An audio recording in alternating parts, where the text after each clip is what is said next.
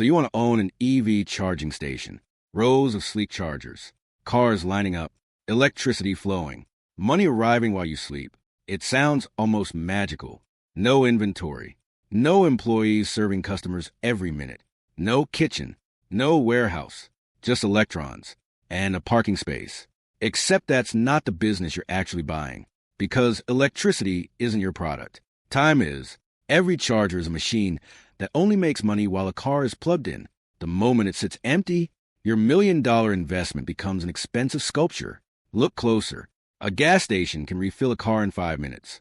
A fast charger might occupy that same parking space for 30, 40, even an hour. That single difference changes the economics completely. More customers don't automatically mean more revenue. Longer charging sessions reduce the number of cars you can serve. And unlike a coffee shop, you can't convince customers to buy 2 charging sessions. Once the battery reaches 80%, they're gone. Here's the paradox. The faster your chargers become, the more expensive they are to install. But the faster they work, the less time customers stay on your property buying food, coffee, or shopping. The charger gets better. The surrounding business may get worse. That's why some of the world's busiest charging stations still struggle to earn attractive returns. Because the real battle isn't selling electricity. It's keeping expensive equipment busy enough to justify its existence. By the end of this video, you'll understand why 2 charging stations sitting only a few miles apart can have completely different financial outcomes. Why one earns millions over its lifetime, while the other quietly disappears. Entry into this business happens in 3 very different worlds. The first is the local entrepreneur. Think 2 or 4 level 2 chargers outside a restaurant, apartment building, hotel, or office. Installation costs typically range between $15,000 and $80,000, depending on electrical upgrades, permits, networking equipment, and local labor. The chargers themselves aren't always the expensive part. The electrical infrastructure is. Running new cables, upgrading transformers, increasing service capacity, digging trenches through concrete. Those bills arrive before your first customer does. Revenue? Mostly slow charging. Employees, residents, hotel guests, people already planning to stay for hours. You aren't selling speed. You're selling convenience. Different game. Now the regional operator. This is where DC fast charging enters the picture. A single 150 kilowatt fast charger can cost well over $150,000 fully installed.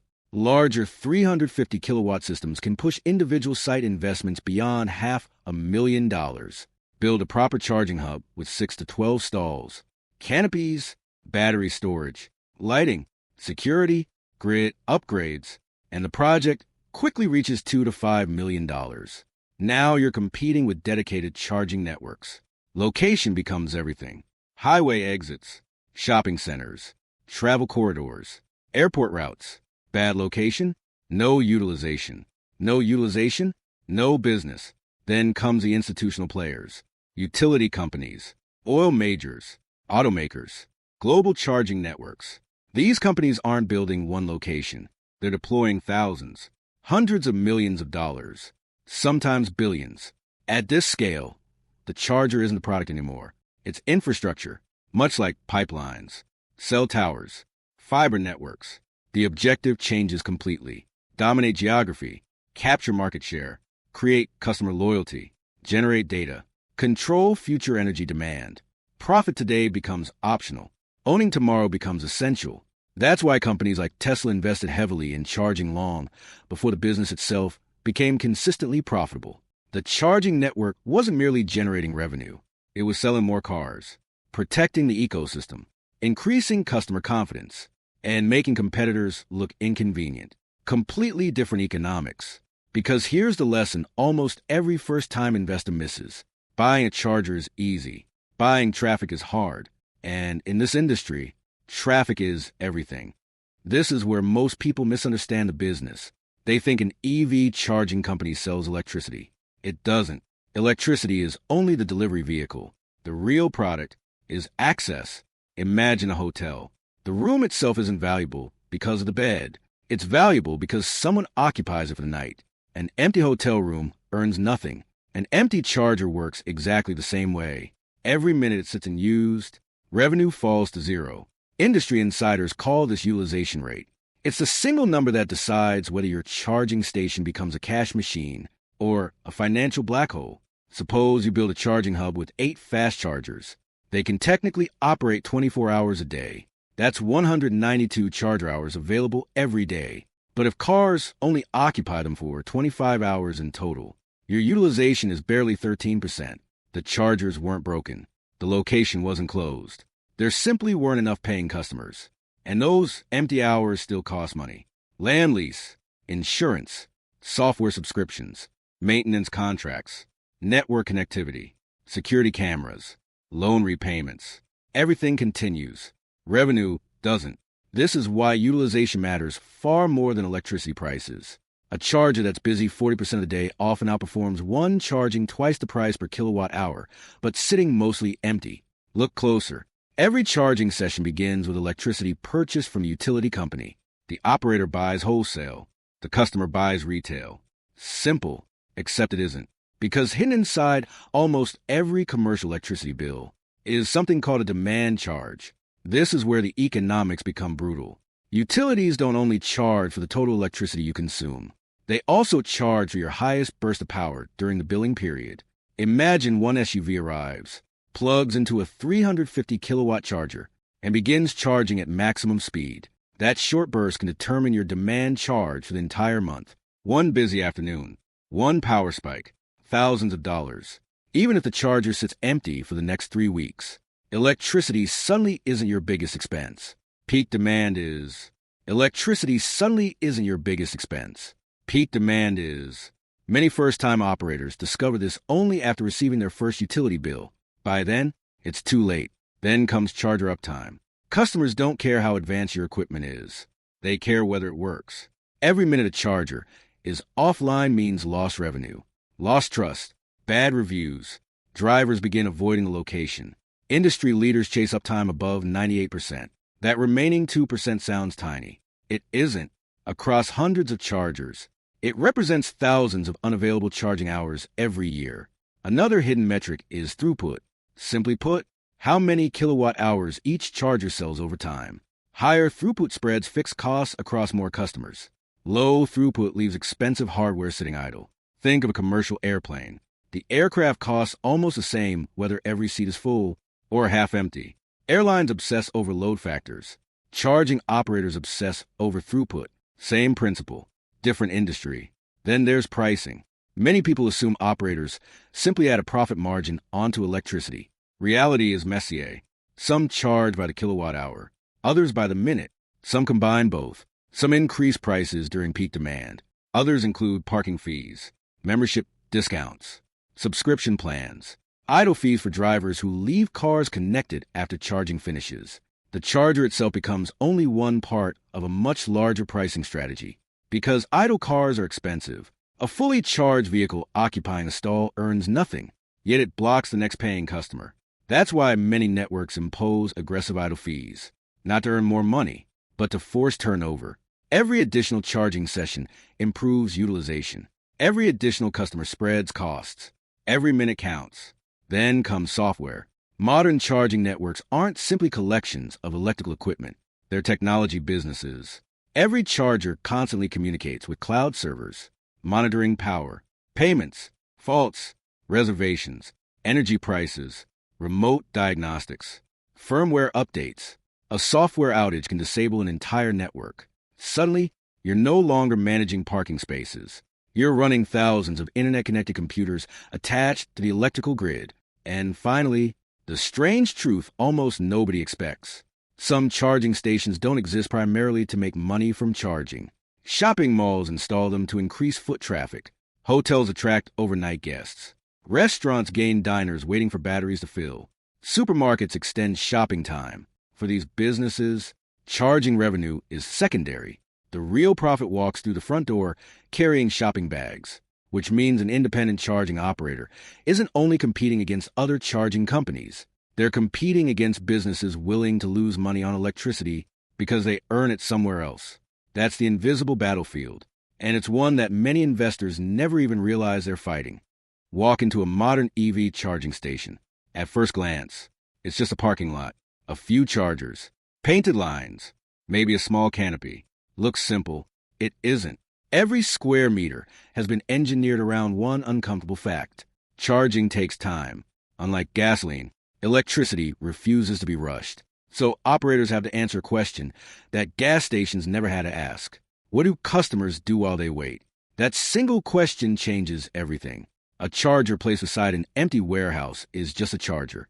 The same charger beside a supermarket, a coffee shop, or a shopping mall becomes an economic engine because waiting customers spend money. Coffee, lunch, groceries, impulse purchases.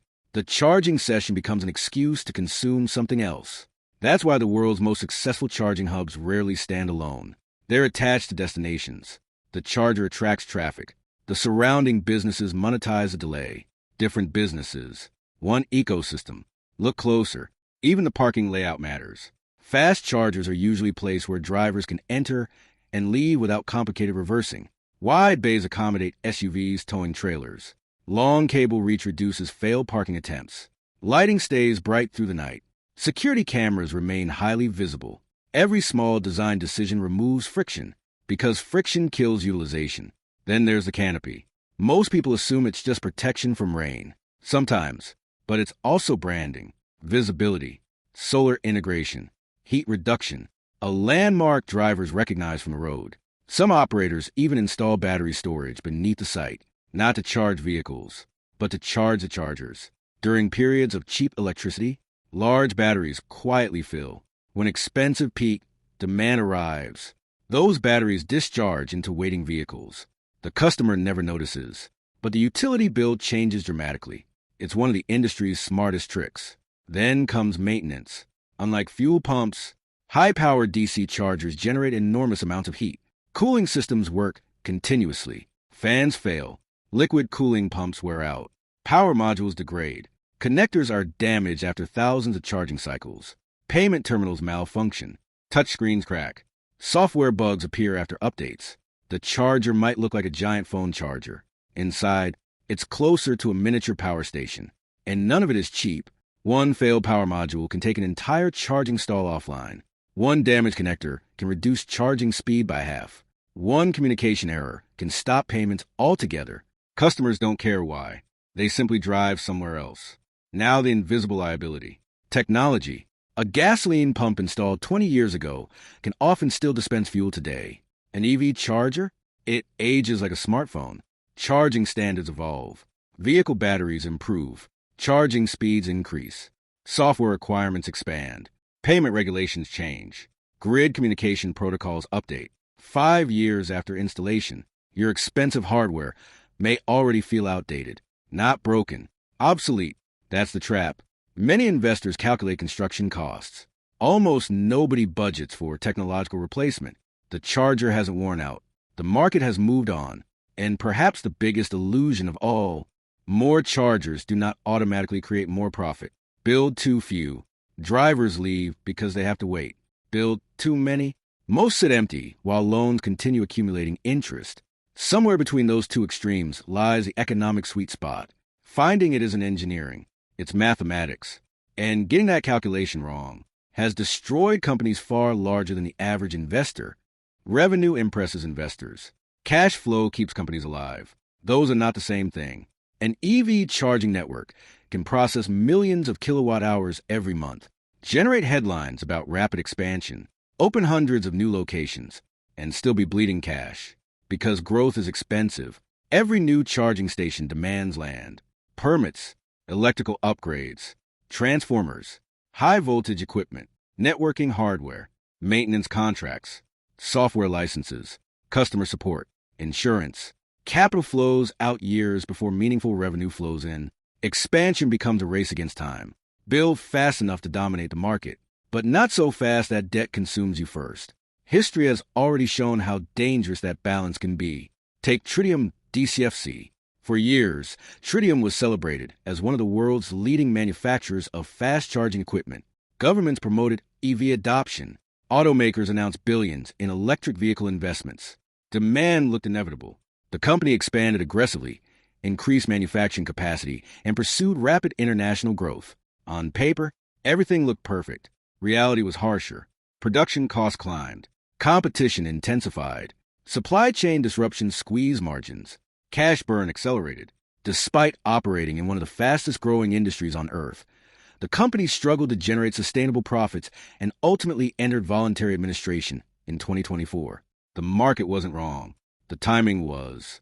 Growing demand doesn't guarantee positive cash flow, especially when expansion is financed faster than revenue matures.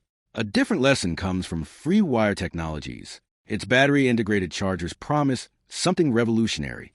Avoid costly grid upgrades by storing electricity inside large batteries. Brilliant idea in the right location, but not every location. Some customers couldn't justify the premium. Projects moved slowly. Capital requirements remained high. The economics depended heavily on local electricity prices, utility regulations, and customer utilization. When those assumptions changed, scaling became far harder than expected. Technology wasn't the problem. Market fit was. That's the second trap. Being technically superior doesn't guarantee commercial success. The market rewards sustainable economics, not elegant engineering. Meanwhile, the industry's strongest players often survive because charging isn't their only business. Tesla sells vehicles. Utilities sell electricity. Oil companies sell convenience. Retail chains sell groceries. Charging simply strengthens businesses they already own. Independent operators rarely enjoy that luxury. For them, every charger must justify itself. Every parking space must earn its keep. Every kilowatt hour must move them closer to profitability.